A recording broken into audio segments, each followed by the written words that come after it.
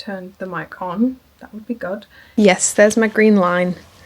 My little green line that says you can hear me. God, I am shiny and sweaty. Every time I sit here to film, it's like 30 million degrees outside. I'm hoping that the audio is okay. I've taken my necklace off so it's not rattling underneath it, because I noticed that in my last video and it drove me insane. I don't know what to say. I feel like I need to do some like warm-up exercises. I haven't sat and filmed a video in like 3 weeks. I haven't uploaded in a couple of weeks because I've just been a busy gal. What I thought would be best is just to chat about what I've been reading recently. And I think I've had a very slow reading, like 2 months.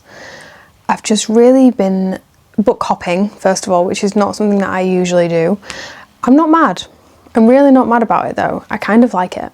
I don't know if it's with this channel that I'm starting to feel a bit of pressure to finish books, and that's therefore putting me off wanting to read all the time.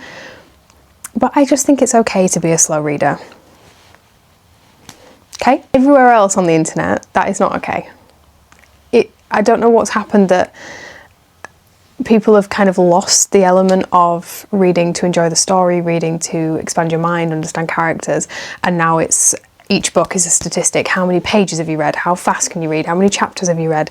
How many books do you read in a year? And like, I think it's fun and okay to track those things, and I do think they can be motivating to have like a goal to work towards. I am actually on track for my goal because I'm realistic with it, but I do think that reading slowly, being a slow reader, is actually very valuable and kind of hard to ignore the pressure of how fast everyone else is reading.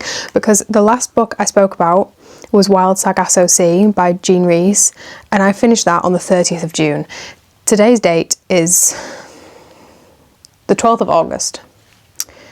So that's like 2.5 months, and since then I have only finished 3 books. And I normally read like a book every week to 2 weeks.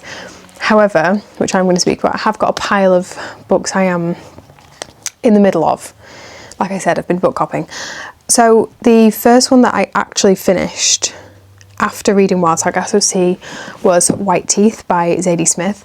I read this because I'm starting my Open Uni English Literature course again in October, and this is one of the set texts, and it's like part of the first module, so it'll be one that I read first, and I like to help myself out basically and just get ahead a little bit. So I read, because it's a chunky one, I thought I need to read this before I have to write an assignment on it, because if you have to read a 550 page book with the pressure of needing to get an assignment done on it as well, that's not a fun time.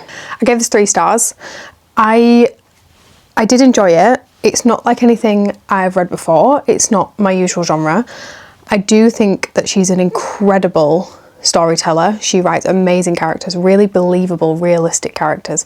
This story follows 2 families in London in the 70s to the 90s. I believe that was like the time period. It jumps back and forth quite a little bit. I don't love non-linear storytelling, so I think that was also a reason I didn't give it more than 3 stars. We follow 2 families.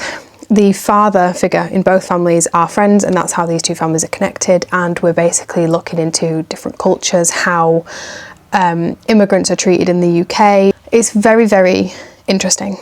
Like I said, not like anything I've read before, but yeah, 3 stars I gave this. Obviously it is quite long, so it did take me a little while to read. I think that took me near 3 weeks to read that. See, I'm on my slow reading.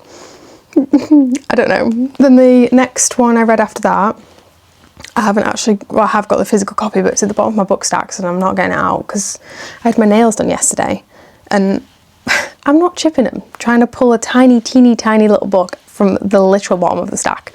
I've finished Mrs. Caliban, which I also gave 3 stars. That's by Rachel Ingalls. This was, I'd read half of it, so I read the second half, so it was kind of a bit disjointed the way I read that. I liked it. It was an interesting story. It was kind of weird, but yeah, it worked. I enjoyed the writing style.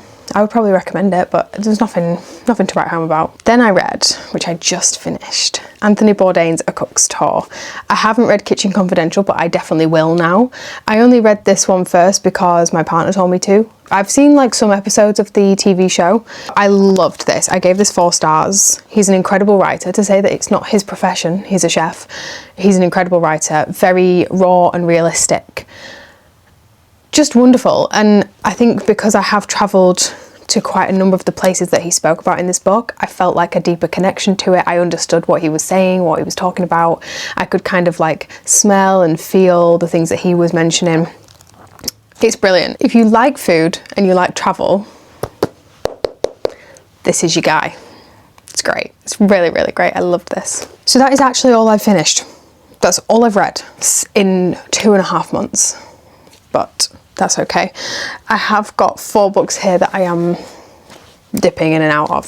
So what I'm like mainly reading at the minute is The World According to Garp. I did start this, I think I started this last week. I'm on page 73. Like, I know what I'm going to do. I'll get halfway and then I will literally speed through the other half, because I always do that. It takes me a little bit of time to kind of connect to the characters and get into the story, and then once I do, finish it in like 2 days.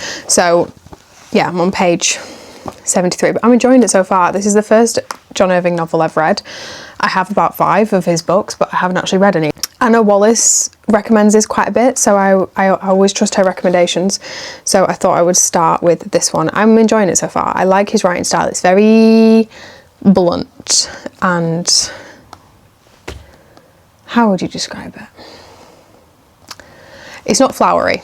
It's good storytelling, and I like the characters, so I think I am gonna enjoy this one. The other one that I am like a little bit into, I've read 44 pages of this, is Cold Comfort Farm by Stella Gibbons. I wanted to read this because I just finished White Teeth. I wanted something short, snappy, funny, and I literally Googled literary comedy and this came up, and it's set in England. So, but the thing is, I think it's kind of set in like the autumny winter time when it's cold, so I think I might maybe give this like another month or 2 till we get a bit further into the cold season. We're not even in it, it's 30 degrees outside, but when it's cold, I mean, I might remember the pages I've read, but I might just start it again. I like what I've read so far. I think it's like a comedic commentary on like Jane Eyre, Wuthering Heights kind of characters, like making fun of those like serious, like dark, moody British novels. So yeah, I am enjoying what I've read so far. And my cute little bookmark I got from Oxfam. I have so many bookmarks now because I'm running out, because I'm hopping through so many books. Normally I use the same bookmark for every book, but because I'm reading so many, I mean, look at the bookmark I've got in this next one. It's literally a phone wipe, a phone screen wipe. This is Mary Oliver's Upstream, which is a collection of essays. Mary Oliver is a poet. She is a beautiful writer, very connected to nature, which I love. So I'm kind of reading like an essay or 2 a day. So I probably will finish this one quite rapidly. This was £13.50. I did buy it in Waterstones, but even on Amazon, don't shoot me, I do buy books on Amazon sometimes. Even on Amazon, it was £13.50, so I don't know, it's just an expensive book. So the first essay that I read was just kind of her introduction of the book, and then the next one is titled My Friend Walt Whitman. So I'm really looking forward to finishing this. I've wanted to read this for so long, it's been on my list for so long, and that cover, oh, it's really, really good. It's just really amazing. So I will probably finish this, I don't know, how many essays is there? Let's count. About 20 essays, so I reckon in a month or so I will have finished this. But again, like I said, I'm really enjoying reading slowly, being more mindful with my reading, really absorbing what I'm reading, and especially with something like this, I think you do read it slower. Because if you read it fast, then what's the point? Like, if you skim your way through it, you're missing out all of the beautiful writing, and especially from a poet, because they are flamboyant writers. You want to absorb it properly. So yes, that's another one that I'm kind of in the middle of reading. This is the Anthropocene, is that correct? The Anthropocene Reviewed by John Green. I'm listening to this as an audiobook. Look how sun bleached the pages are, I'm so sad. Let me look whereabouts I am, because I am, usually what I do when I read an audiobook is I'll kind of go through the physical copy and underline stuff, but I've listened to it so quickly and I've been listening to it while I've been driving that I've actually just not had the time to go back through it and underline. So it's kind of a useless physical copy, but it's nice to have. 3 hours left. I think it's like a 20-hour book. So I'm on track 37, so I'm assuming that correlates to each chapter. There-ish. So I've got kind of like a quarter, maybe just a little bit more to go. I really have been enjoying listening to essays. Like this is also essays.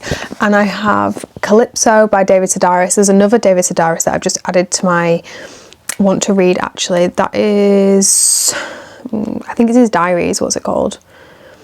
Theft by Finding, diaries from 1977 to 2002.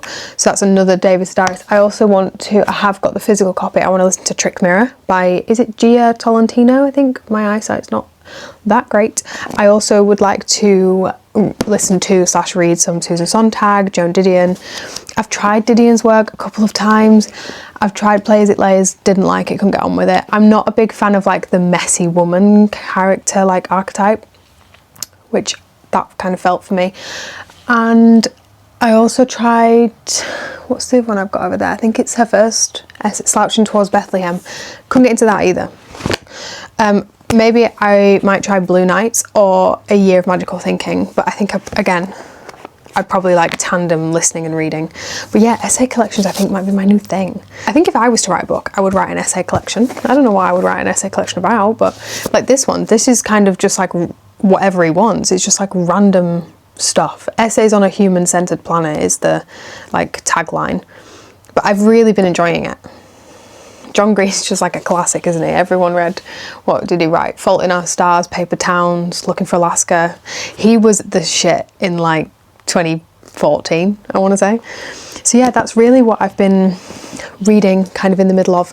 All of these books I have read some of, so technically I am reading them. But yeah, I don't know why I've become a book hopper. It's really not like me. I don't know what is happening with that. There's plenty that I want to read. So this is my problem. I'm like, I want to read so many things, but I'm just feeling this resistance.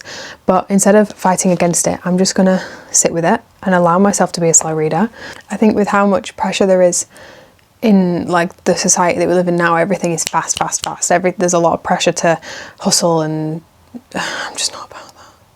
I'm not about that in any area of my life. I don't do anything quickly or with pressure, or I don't rush things. So why am I applying that logic to reading when that doesn't align with any other areas of my personality? I like to do things at a slow pace, mindfully, and sustainably as well, because the faster you read, the more money you have to spend on books. And unfortunately for me, that stack, like in my last video, she's a little leaning Tower of Pisa. So yeah, anyway, they're all the books that I have been reading, enjoying. I hope you enjoyed listening to me. Thank you for coming back, because I've had like a couple of weeks off.